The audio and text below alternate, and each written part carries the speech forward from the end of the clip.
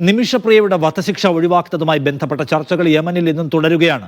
കൊല്ലപ്പെട്ട തലാലിന്റെ കുടുംബവുമായി സൂഫി പണ്ഡിതൻ ഉമർ ഹഫീദിന്റെ പ്രതിനിധികളാണ് ചർച്ച നടത്തുന്നത്. കാന്തപുരം AP അബൂബക്കർ മുസ്ലിയാരുടെ അഭ്യർത്ഥനയെ തുടർന്നാണ് ഉമർ ഹഫീദ് വിഷയത്തിൽ ഇടപെട്ടത്.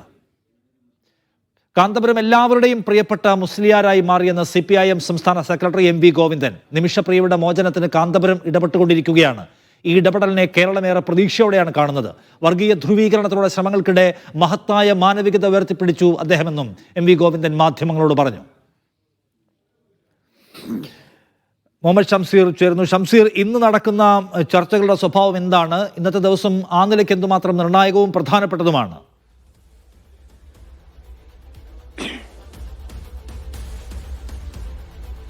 നിഷാദ്, ഇന്നലെയാണ് നിമിഷപ്രിയയുടെ വധശിക്ഷ നീട്ടിവെക്കുന്നതുമായി ബന്ധപ്പെട്ടൊരു തീരുമാനത്തിലേക്ക് എത്തിയത്. അതിന് പിന്നാലെയാണ് അടുത്ത ഘട്ട ചർച്ചകൾ ഇപ്പോൾ പുരോഗമിച്ചുകൊണ്ടിരിക്കുന്നത്. ആദ്യഘട്ടത്തിൽ ഇന്നിപ്പോൾ വധശിക്ഷ നടക്കേണ്ട ദിവസമായിരുന്നു, അത് മാറിക്കിട്ടിയെന്നതിന് ഏറ്റവും ആശ്വാസകരമായ കാര്യമാണ്.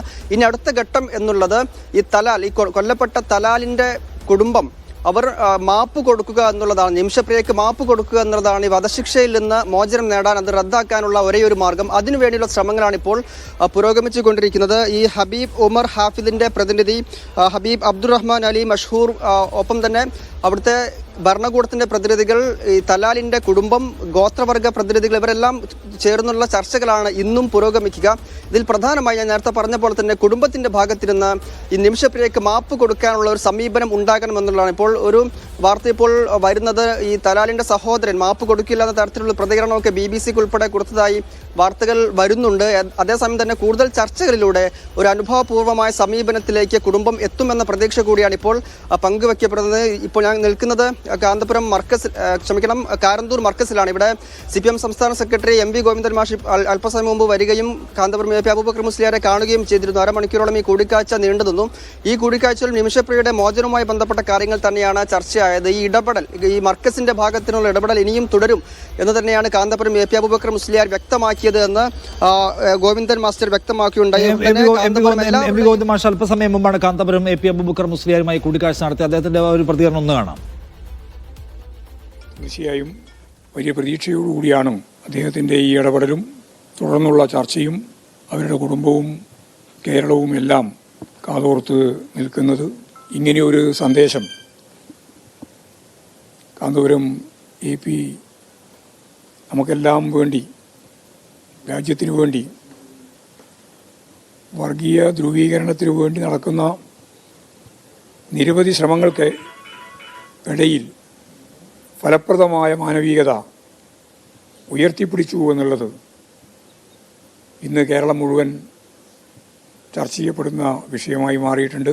നമുക്കെല്ലാം തീർച്ചയായും ആവേശം നൽകുന്ന സന്ദേശമാണ് അദ്ദേഹം നൽകിയിട്ടുള്ളത് എന്ന കാര്യം ഞാനിവിടെ സൂചിപ്പിക്കുക.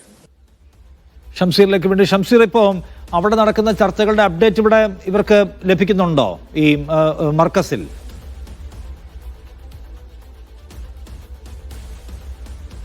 അവസാനവട്ട ചർച്ചയുടെ അപ്ഡേറ്റ് ലഭിച്ചിട്ടില്ല എങ്കിൽ കൂടി ഇടപെടലുകൾ തുടരുമെന്ന് തന്നെയാണ് കാന്തപുരം AP അബൂബക്കർ മുസ്ലിയാർ വ്യക്തമാക്കുന്നത്. നമുക്കറിയാവുന്ന പോലെ തന്നെ നേരത്തെ കേന്ദ്ര സർക്കാർ സുപ്രീം കോടതിയിൽ അറിയിച്ചിരുന്നത് കേന്ദ്രത്തിന് ഇടപെടുന്നതിന് പരിധിയുണ്ട് എന്ന് കേന്ദ്ര സർക്കാർ തന്നെ വ്യക്തമാക്കിയ വിഷയമാണ് ഇത്. അതായത് യമനിൽ ഈ സന്ന എന്ന് പറയുന്ന മേഖലയിൽ കൃത്യമായ ഭരണകൂടം ഇല്ലാത്തൊരു മേഖല കൂടിയാണ്, ഹൂത്തി വിമതരുടെ അധീനതയിലുള്ള മേഖല കൂടിയാണ്.